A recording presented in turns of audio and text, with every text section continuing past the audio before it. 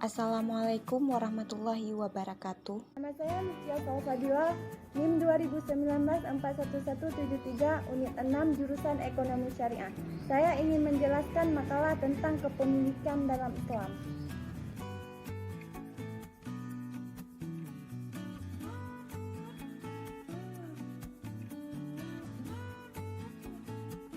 Pengertian kepemilikan.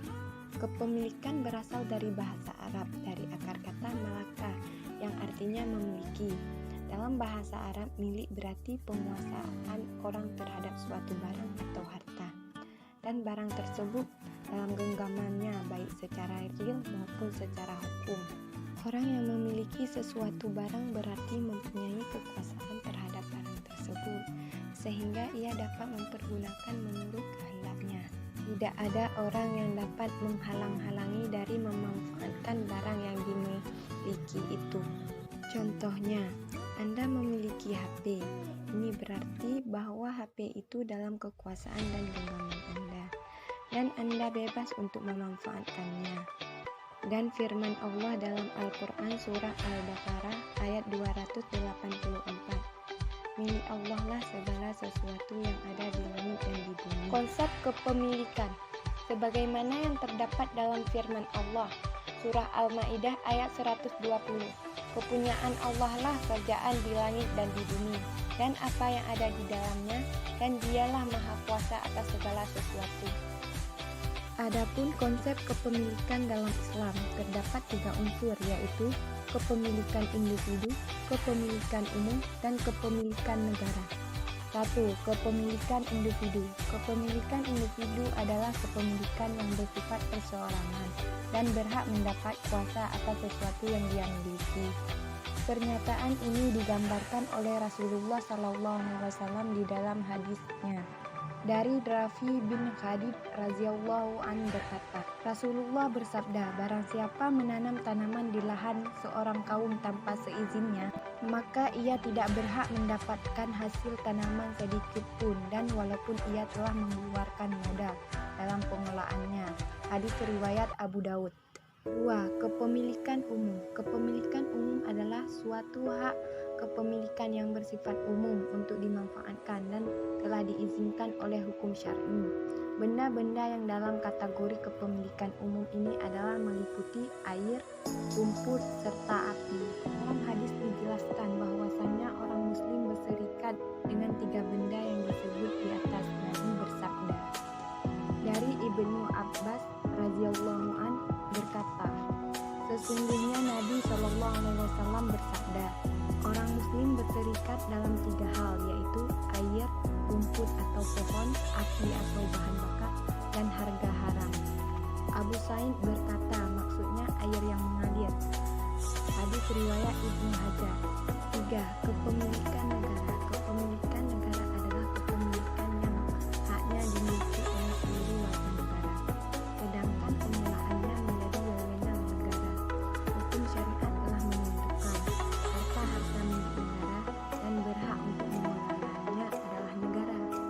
Perbedaan harta kepemilikan umum dan kepemilikan negara yaitu harta kepemilikan umum pada dasarnya tidak bisa diberikan oleh negara kepada individu, sedangkan harta kepemilikan negara dapat diberikan kepada individu sesuai dengan ketentuan yang telah disepakati. Jenis-jenis kepemilikan. Kepemilikan dapat dibedakan menjadi 2 macam, yaitu kepemilikan sempurna dan kepemilikan tidak sempurna. 1. Milik sempurna. Milik sempurna tidak berbatas waktu. Artinya sesuatu benda milik seseorang dalam zat dan manfaat masih ada, tetap menjadi miliknya selagi belum pindah kepada orang lain. Pemilik sempurna bebas bertindak terhadap benda miliknya. 2. Milik tidak sempurna. Milik tidak sempurna dibedakan menjadi 3 bagian. Di antaranya adalah A. Milik atas zat benda saja. Milik seperti ini terjadi apabila zat sesuatu benda adalah milik seseorang, sedang manfaatnya adalah milik orang lain.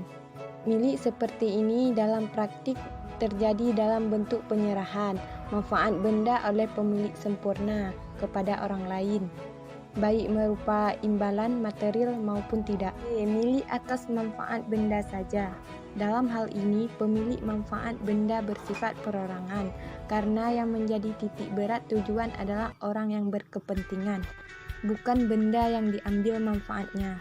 Dalam perikatan sewa-menyewa, yang menjadi titik berat adalah orang tertentu menyewa, bukan barang yang sewa yang menghasilkan pembayaran sewa tanpa memperhatikan siapa penyewa.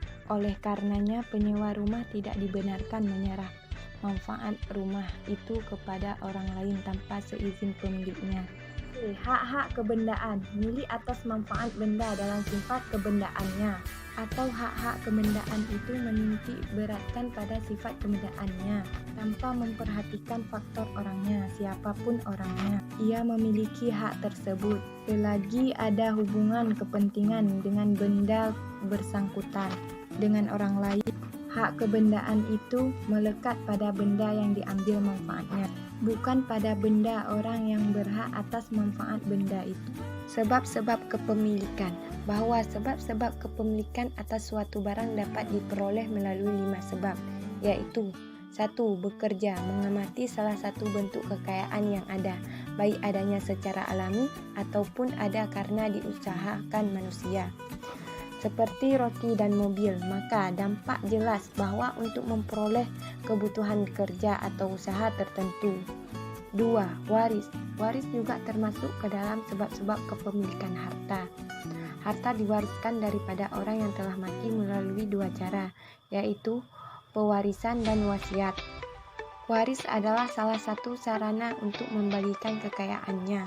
3. Kebutuhan akan harta untuk menyambung hidup. Di antara sebab-sebab kepemilikan yang lain adalah kebutuhan akan harta untuk menyambung hidup juga termasuk ke dalam sebab kepemilikan. Sebab hidup merupakan hak setiap manusia, sehingga dia wajib untuk mendapatkan kehidupan ini sebagai haknya, bukan sebagai hadiah maupun belas kasihan. Salah satu sebab yang bisa menjamin warga negara atau manusia untuk mendapat ketentuan adalah dengan bekerja. Apabila tidak mampu bekerja, maka negara wajib untuk menguasakan pekerjaan untuknya. Karena negara adalah pengembala atas rakyat serta bertanggung jawab atas kepenuhi kebutuhan hidup rakyatnya. 4. Pemberian harta negara kepada rakyat. Ini juga termasuk ke dalam sebab kepemilikan, adalah pemberian negara kepada rakyatnya yang diambil dari harta Baitul Mal di dalam rangka memenuhi hajat hidup atau memanfaatkan kepemilikan mereka. Mengenai memenuhi hajat hidup mereka adalah semisal memberi mereka harta untuk menggarap tanah mereka. 5.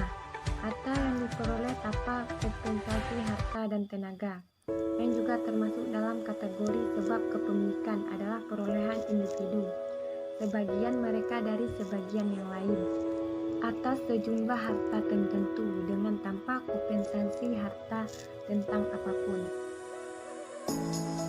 Sekian video dari saya. Wassalamualaikum warahmatullahi wabarakatuh.